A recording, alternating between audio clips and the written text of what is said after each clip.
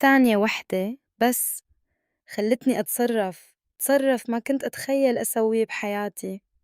هلا والله فيكم يا جماعة. اليوم عندنا قصة غريبة شوي وفيها جرأة أكتر من العادة، فخلكم معاي للآخر لأنه التفاصيل مو متل ما تتوقعون. أول ما طالعته واقف قدامي عند مدخل البناية في السالمية شدني حضوره بطريقة مو طبيعية. مو شكله بس، لا، الثقة اللي فيه كانت واضحة. أنا عادة أكون هادية وأحسب كل خطوة، بس ذاك اليوم حسيت إني مو على طبيعتي. بدون ما أفكر مشيت ناحيته بسرعة وسويت روحي تعثرت ونزلقت قدامه مباشرة. اللحظة صارت قريبة زيادة عن اللزوم، ولا في أي مسافة بيني وبينه. هو انصدم، مد إيده عشان يوقفني وأنا حاولت أتماسك، بس الموقف صار أغرب مما توقعت. وإذا تتوقعون إن الموضوع وقف هني، لأ، هذه كانت بس البداية. أنا وحدة في بداية الثلاثينات، اللي يعرفني يقول عني هادية وسمعتي نظيفة، ودايم أحرص على صورتي قدام الناس. حتى عقب زواجي كنت أحس إني مختلفة عن باقي الحريم، دايم أبي اهتمام زوجي، ودايم أحاول أخلق جو بينا يقربنا أكتر. بس المشكلة مو دايم من طرف واحد، مرات تسوي كل اللي تقدر عليه وما تحس إن الطرف التاني قاعد يشوفك بنفس الطريقة. ومن هني بدأت أفهم إن الشعور اللي داخلي مو بس ملل، كان شي أكبر شوي. بصراحة أنا طول عمري كنت مقتنعة إن زوجي ماله مثيل. كان دايم يقولي لو تلفين الدنيا كلها ما رح تلاقين واحد يهتم فيج نفسي. والحق ينقال، من ناحية الاهتمام كان فعلاً ما يقصر. حتى لو كان راجع من الشغل تعبان، أول ما يحس إني محتاجة أتكلم أو أغير جو يترك كل شي ويقعد معاي. إحنا علاقتنا كانت قريبة، مو بس كزوج وزوجة، كأننا ربع قبل كل شي. نتفق نطلع، نسهر بالبيت، نطلب عشا متأخر، ونسولف ساعات بدون ما نحس بالوقت.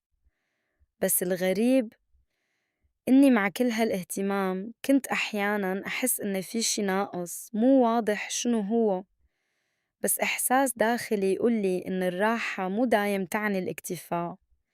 إحنا كنا صريحين بزيادة مع بعض، نتكلم بدون حواجز، مرات نمزح بطريقة ما يفهمها غيرنا، ونضحك على أشياء يمكن غيرنا يشوفها غريبة.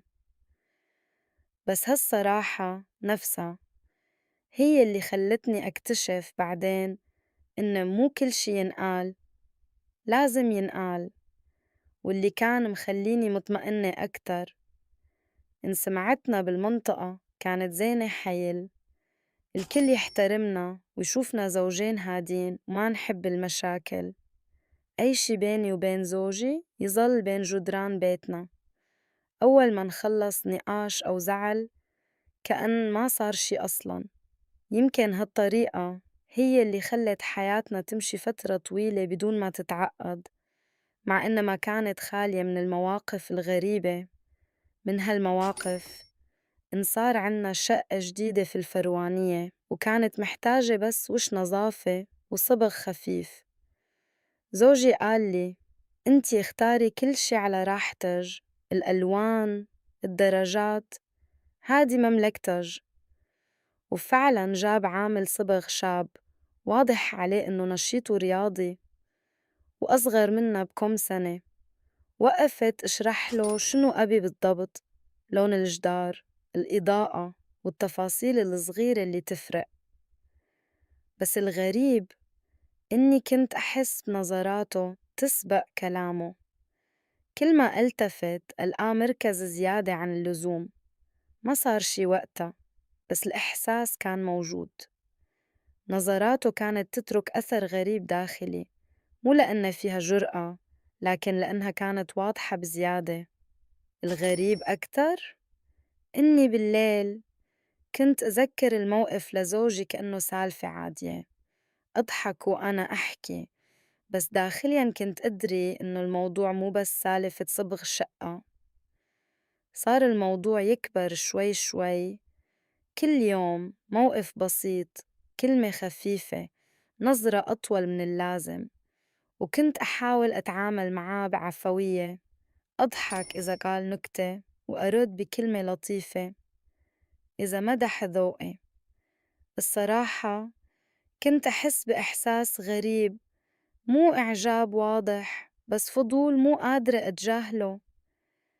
بالليل وأنا أسولف مع زوجي عن يومي ذكرت له سالفة العامل ونظراته بطريقة مزح.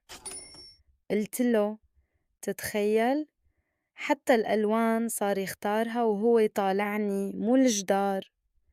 زوجي ضحك وقال المهم انتي مرتاحة، سوي اللي تحسينه يريحج.